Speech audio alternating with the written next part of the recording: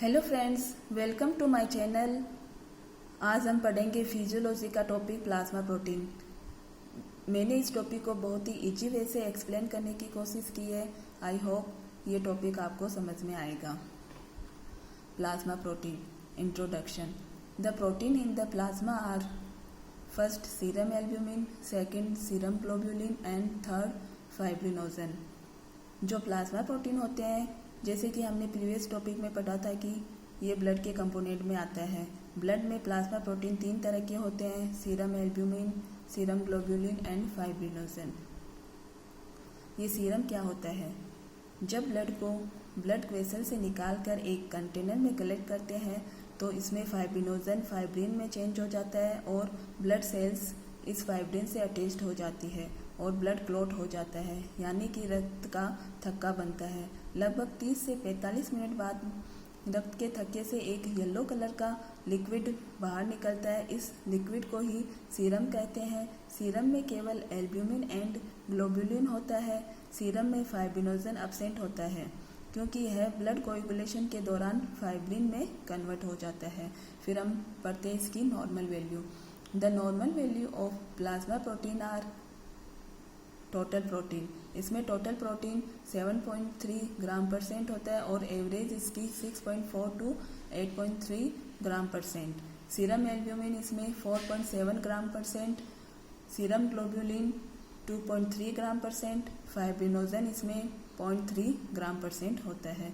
फिर पढ़ते हैं separation of plasma protein. The plasma protein can be separated by the following method. इन method से प्लाज्मा प्रोटीन को अपन अलग अलग कर सकते हैं। फर्स्ट है precipitation method. In this method the plasma protein in serum are separated into albumin and globulin. This is done by precipitating globulin with 22% sodium sulfate solution. The albumin remain in solution. इस method में serum में protein को albumin और globulin में अलग अलग किया जाता है। इसमें क्या करते हैं, इसमें सीरम लेते हैं और इस सीरम में एल्ब्यूमिन और ग्लोब्यूलिन होता है। अब इन दोनों को अलग अलग निकालना है, तो अब क्या करेंगे, इसमें सोडियम सल्फेट को सॉल्यूशन के साथ सीरम को मिक्स कर देंगे तो सोडियम सल्फेट ग्लोब्यूलिन के साथ मिक्स होकर प्रिसिपिटेट बना लेगा। तो प्रिसिपिटेट अलग हो गया और सीरम में सिर्फ एल्ब्यूमिन रह गया। इस तरह से एल्ब्यूमिन और ग्लोब्यूलिन अलग अलग हो जाते हैं। फिर सेकंड मेथड है electrophoretic method. In this method the plasma protein are separated depending on their differences in electrical charge and the rate of migration. This is done in a tessellous apparatus by using paper or starch block. The protein can be separated into albumin, alpha globulin, beta globulin, gamma globulin and fibrinogen. इस method में plasma protein को electrical charge में उनके difference और migration rate पर अलग अलग किया जाता है। यह टिसेलियस उपकरण में प्रयोग करके किया जाता है। इस मेथड द्वारा प्रोटीन को albumin, alpha globulin, beta globulin और गामा ग्लोबुलिन तथा फाइब्रिनोजन में अलग अलग किया जा सकता है। फिर हम पढ़ेंगे इसकी प्रॉपर्टीज़ के बारे में। Properties of plasma protein. First है molecular weight. The molecular weight of albumin is 69,000। Albumin का मोलिकुलर वेट 69,000 होता है और molecular weight of globulin is 1,56,000 तथा molecular weight of fibrinogen is 4 lakh. इसमें सबसे ज़्यादा मोलिकुलर वेट फाइब्रिनोजन का होता है। फिर इसकी सेकंड प्रॉपर्टी आती है oncotic pressure. Plasma protein are responsible for the oncotic pressure in the blood. The osmotic pressure exerted by protein in plasma is called colloidal osmotic pressure. Normally it is about 25 mmHg. ये oncotic pressure क्या होता है? इसमें क्या होता है कि blood के अंदर प्लाज्मा प्रोटीन एक प्रेशर एक्सर्ट करते हैं, उस प्रेशर को ही ऑनकोटिक प्रेशर कहते हैं। इसकी नॉर्मल रेंज 25 mmHg होती है।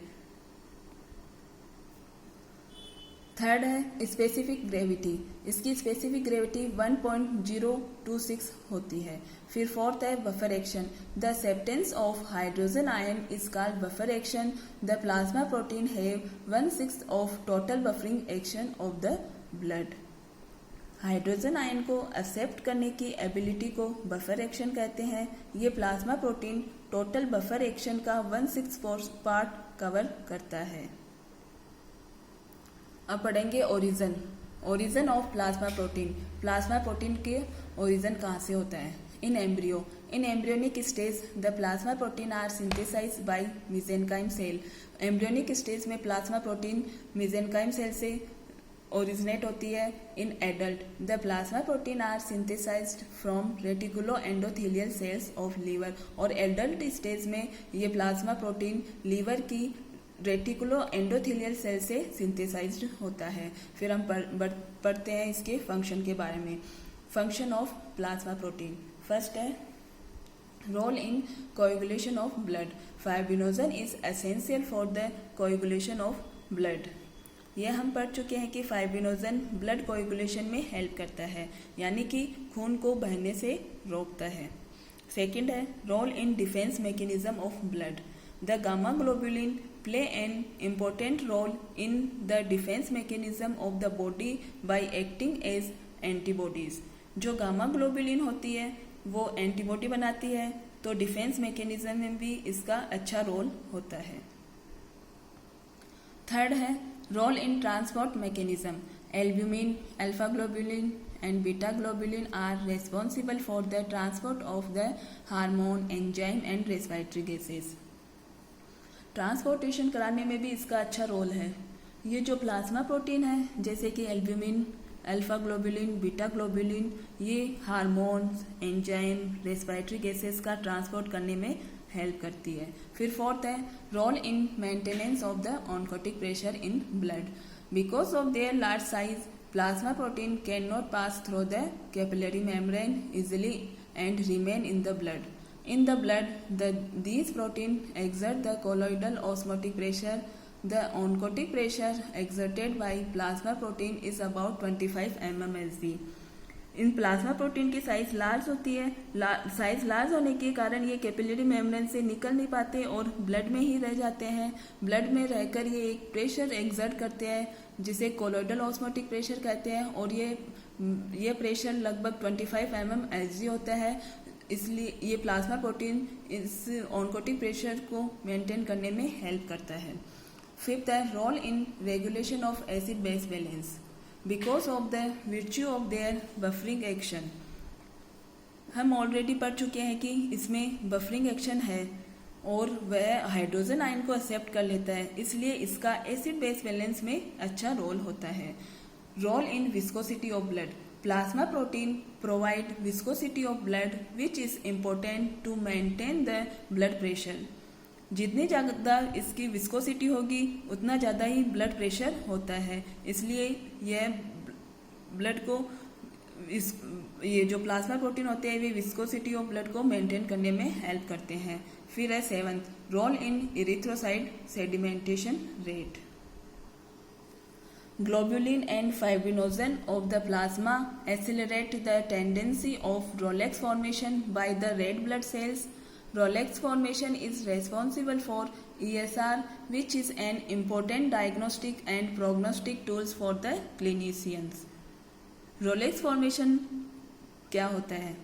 इसमें क्या होता है कि इसमें एक आरबीसी के ऊपर दूसरी आरबीसी सेटल हो जाती है। जैसे कि एक कॉइन है, इसके ऊपर अपन दूसरा कॉइन रखेंगे, फिर उसके ऊपर तीसरा कॉइन रखेंगे। इसी प्रकार बहुत से कॉइन एक के ऊपर एक रख देते हैं। इसी प्रकार आरबीसी भी एक के ऊपर एक सेटल हो जाती है। इस सेटलमेंट को ही रोलेक्स फॉर्मेशन कहते हैं। रोलेक्स फॉर्मेशन हमें ईएसआर रेट, इस रोलेक्स फॉर्मेशन से हमें ईएसआर रेट मिलती है।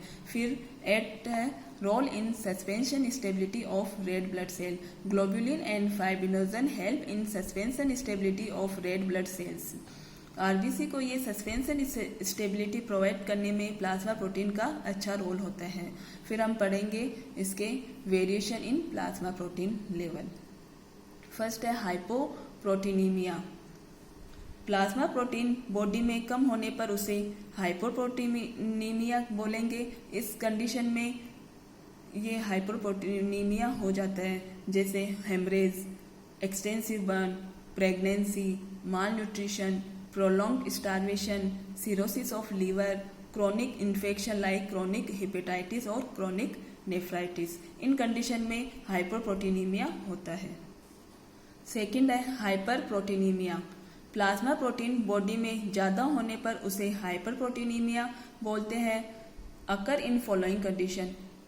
फर्स्ट है dehydration and second acute infection like acute hepatitis और एक्यूट नेफ्राइटिस। इन कंडीशन में हाइपरप्रोटीनीमिया हो जाता है। आई होप ये वीडियो आपको पसंद आया होगा। प्लीज़ इसे लाइक, शेयर एंड सब्सक्राइब करना ना भूलें। Thank you.